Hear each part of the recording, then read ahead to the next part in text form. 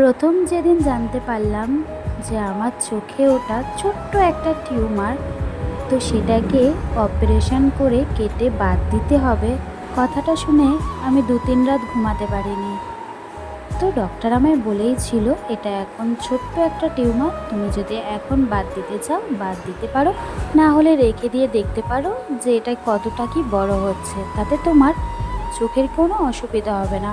তবে এটাকে আর আমি বাড়াতে চাইনি, কারণ চোখের পাতার মধ্যে হয়েছে তো, তাই আমার একটু অসুবিধাই হচ্ছিল। তার জন্য অনেকটা মনে জোর নিয়ে 2 মাস ধরে ভাবনা চিন্তা করে লাস্টে আমি অপারেশনের জন্য রেডি হয়েই গেছি।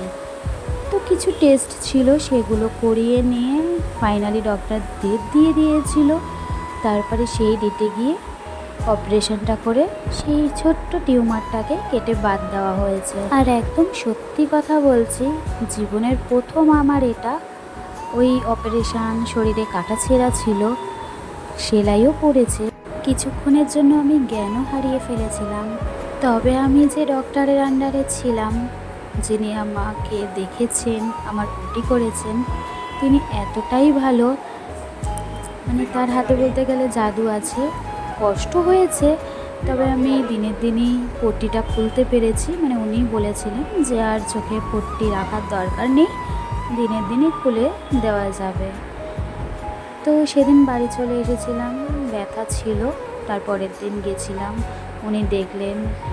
তো তারপরে আমাকে 7 দিন পর আবার যেতে বলেছে, আমার যেখানে টিউমারটা ছিল চোখের পাতায়, তো সেই সেলাইটা কাটবে বলে। তো এই যে আমি 3টে ছবি দিলাম এখানে, যখন আমার টিউমারটা ছিল সেটার, তারপরে আমার যখন অপারেশন হয়ে আমি বাড়ি এসেছিলাম চোখে পট্টি অবস্থায় তখন, আর এই ছবিটা হলো ওটির পরের দিন। চোখে তখন পট্টি আমার ছিল না। আমি কিন্তু এই ভিডিওটা প্রথমে করতাম না, কিন্তু আমাকে আমার বর বলল যে তুমি তো ভালো মন্দ সমস্ত কিছুটাই ভিডিও করে মেমোরি করে রেখে দাও, যাতে পরবর্তীকালে এগুলোকে দেখতে পারো ফেসবুক ইউটিউবের মাধ্যমে। তো এটাও তুমি একটু ছোট্ট করে হলেও ভিডিওটা করো, তার জন্যই আমার আরও ভিডিওটা করা।